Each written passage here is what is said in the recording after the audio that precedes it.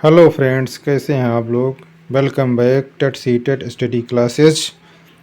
तो मित्रों, आज बहुत ही महत्वपूर्ण प्रश्नों का संकलन लेकर आया हूं और इसी प्रकार के प्रश्न आप लोगों को परीक्षा हाल में देखने को मिलेंगे। तो इसलिए आप लोग वीडियो के अंत तक बने रहिएगा। तो मैं रमेश चतुर्वेदी। यदि मेरा चैनल सब्सक्राइब न किए हों तो सब्सक्राइब कर लें, बेल आइकन को प्रेस कर लें, जिससे आपको इसी प्रकार के महत्वपूर्ण प्रश्नों का संकलन प्राप्त होता रहे। तो चलते हैं आज के पहले प्रश्न पर। आज का पहला प्रश्न है, निम्नलिखित में से ऊष्म व्यंजन कौन से हैं। ऑप्शन है श, श, स, आ, बा, सा, च, छ, ज या रा, ला। तो इसका ऑप्शन सही होगा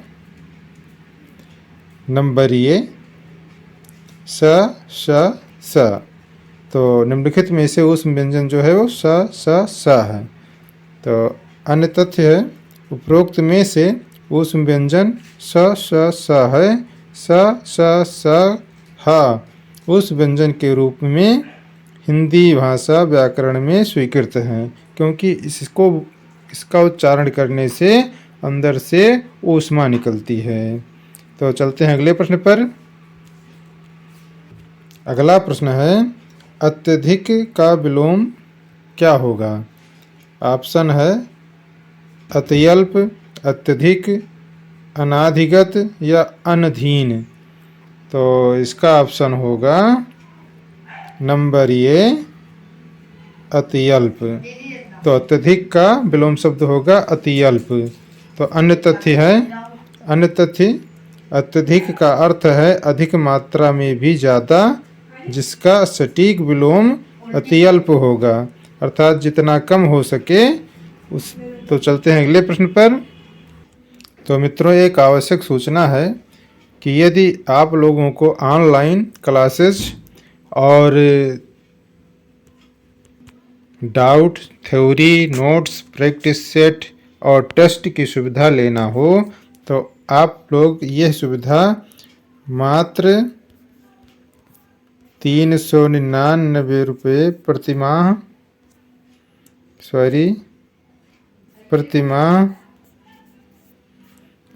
में ये सुविधा ले सकते हो।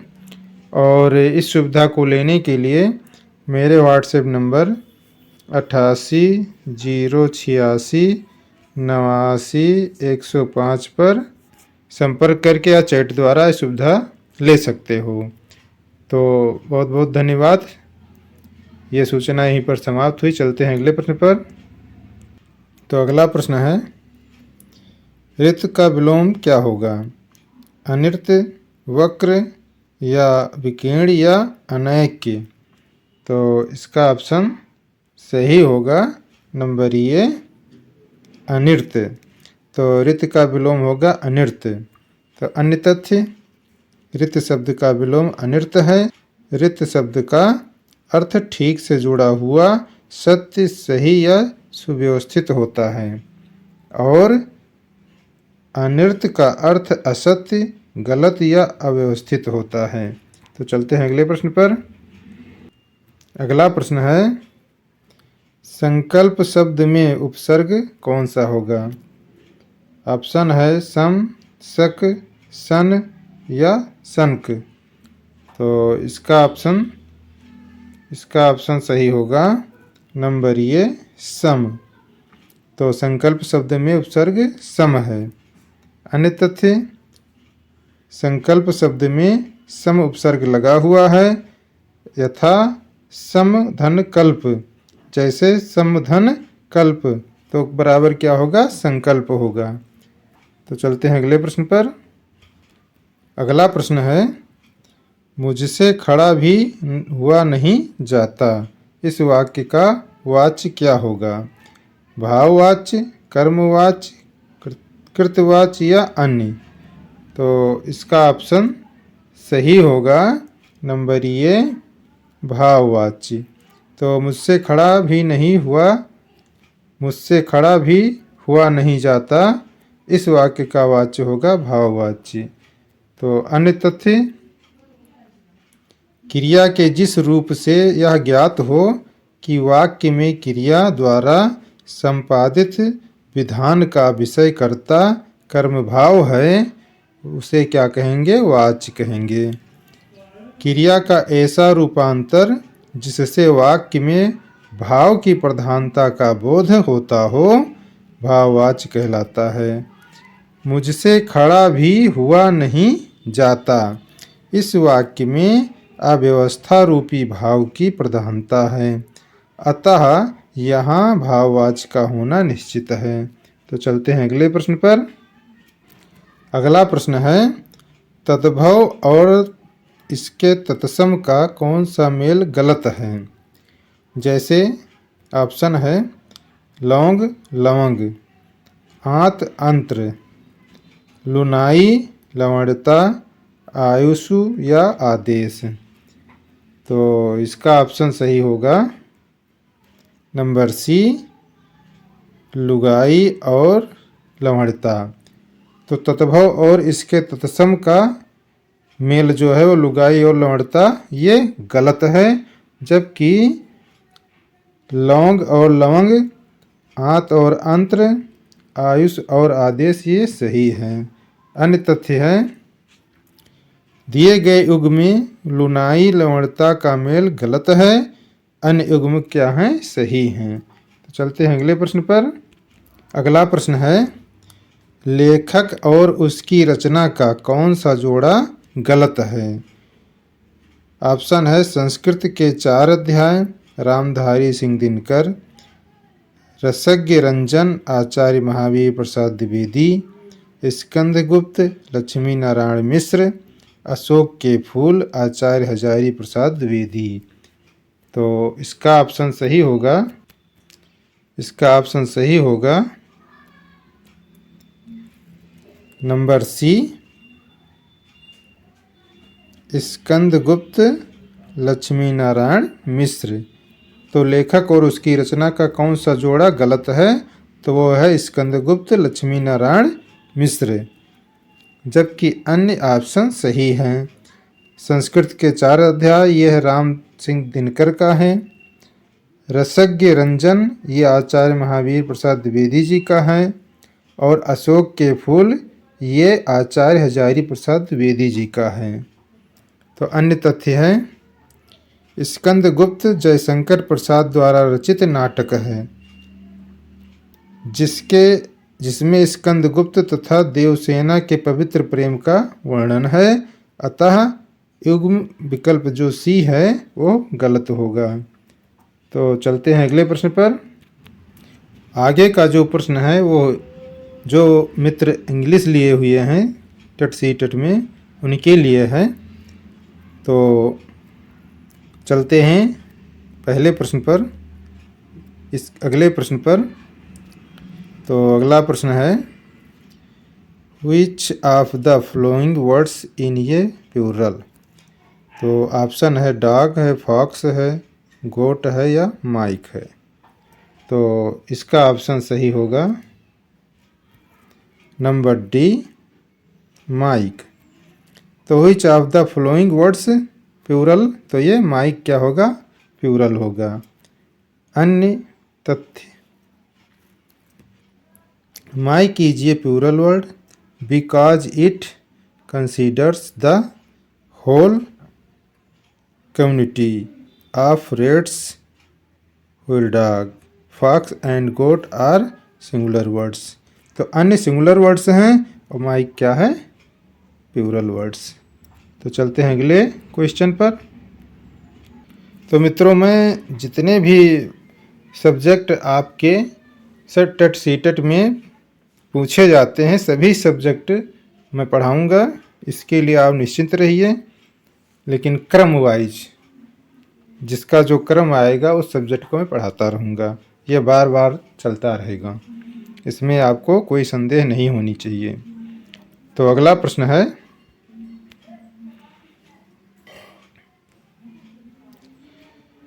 Which of the following words is regarded as singular? तो ऑप्शन है डॉग्स, मैथमेटिक्स, कैट्स या कार्स। तो इसका ऑप्शन सही होगा नंबर बी, मैथमेटिक्स। तो which of the following words is regarded as singular, क्या होगा? मैथमेटिक्स होगा। तो अन्य तथ्य है when was used after noun it becomes plural as dogs, cats and cars, but mathematics itself a complete singular word। मतलब mathematics एकदम singular है, जबकि अन्य जो हैं वो क्या हैं? प्लूरल हैं। तो each subject name is always in singular, जो अन्य सब्जेक्ट इसमें वर्ड दिए हुए हैं वो सब क्या हैं? सिंगुलर हैं। तो चलते हैं अगले क्वेश्चन पर।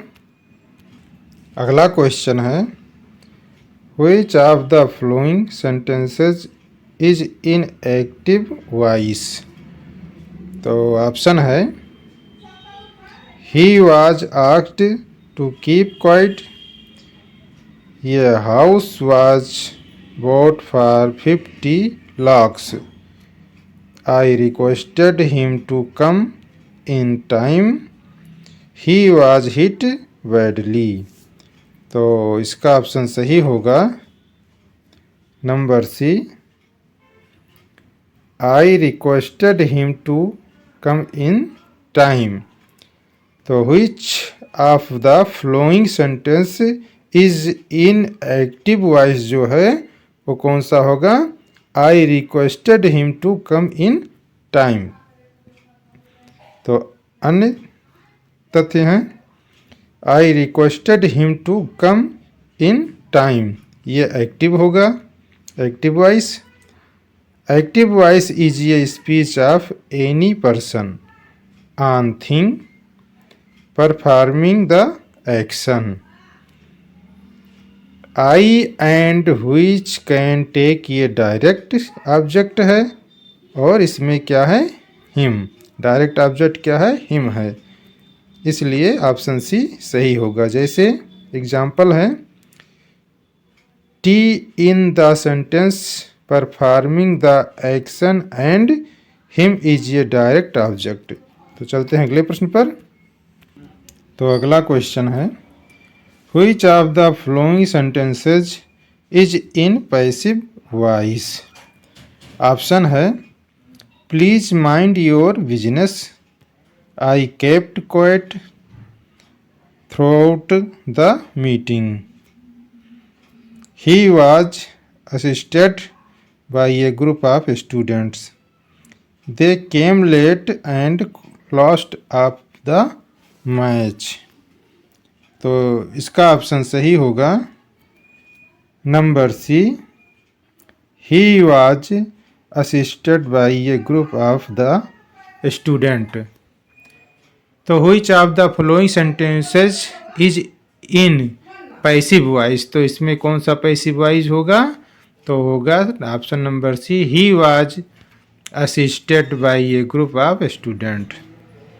तो अन्य तथ्य हैं He was assisted by a group of students, passive voice होगा। और passive voice is a speech of any person of things where object expresses the theme of patients of the main verb and a subject undergoes the action or has its state changed। ये group of students performing action है और ही जो है वो object है, और इसलिए active voice हमारा ये ग्रुप ऑफ स्टूडेंट असिस्टेंट। तो चलते हैं अगले प्रश्न पर। तो मित्रों, इसमें बहुत लोग वैकल्पिक विषय के रूप में कोई संस्कृत लेता है, कोई हिंदी लेता है, कोई कोई कोई कुछ भी लेता है, लेकिन जो सामान्य जितने भी सब्जेक्ट हैं उनको मैं इस क्लास के माध्यम से पढ़ाऊंगा। तो चलते हैं अगले क्वेश्चन पर। अगला क्वेश्चन है that is the man the police was seeking in the above sentence. What is the status of the two the yes. Option है वर्ब, नाउन, कंजक्शन या डिफिनिट आर्टिकल होगा। तो इसका ऑप्शन सही होगा नंबर डी, डिफिनिट आर्टिकल। तो that is the man the police was seeking in the above sentence. What is the status of the two it's yes. तो जो sentence है इसमें जो कौन सा ऑप्शन सही होगा, तो डी होगा, डेफिनिट आर्टिकल। तो अन्य तथ्य, a, an and the are articles हैं।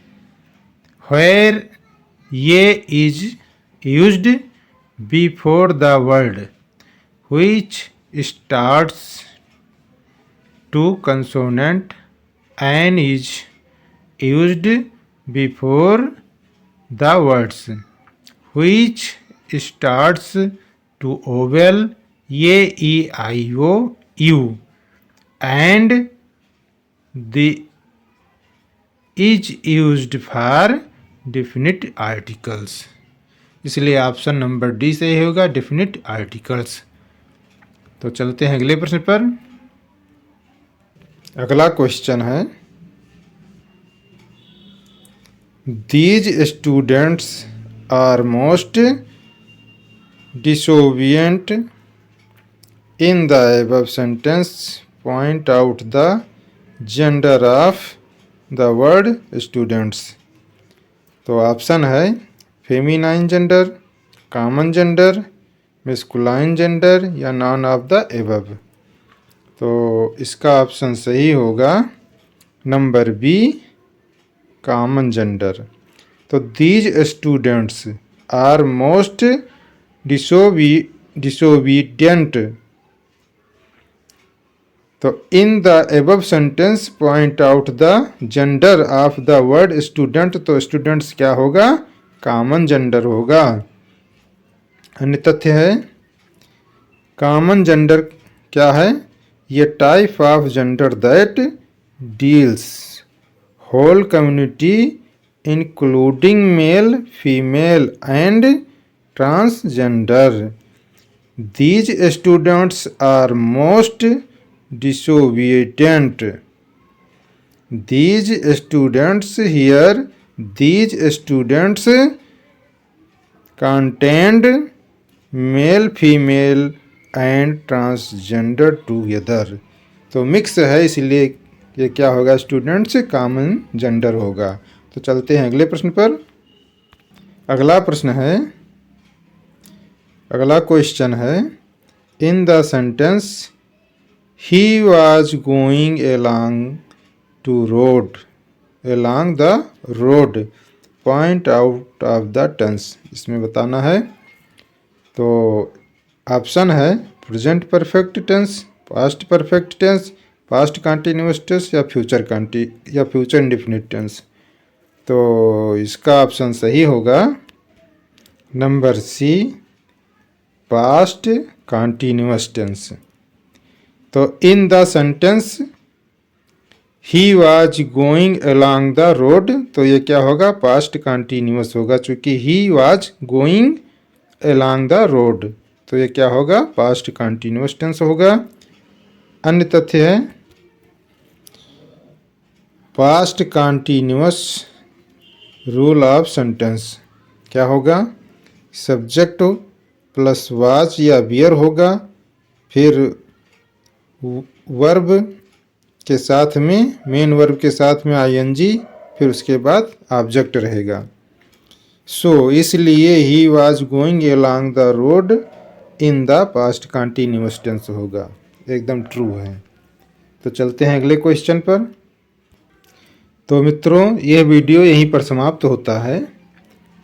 तो ये वीडियो कैसा लगा प्लीज़ कमेंट बॉक्स में ज़रूर लिखिएगा। यदि अच्छा लगा हो तो लाइक और शेयर भी ज़रूर कीजिएगा। और प्रश्नों को लिखा करो, क्योंकि लिखने से जल्दी याद हो जाते हैं। और अपनी तैयारी करते रहिए। मिलेंगे अगले वीडियो में। बहुत बहुत धन्यवाद।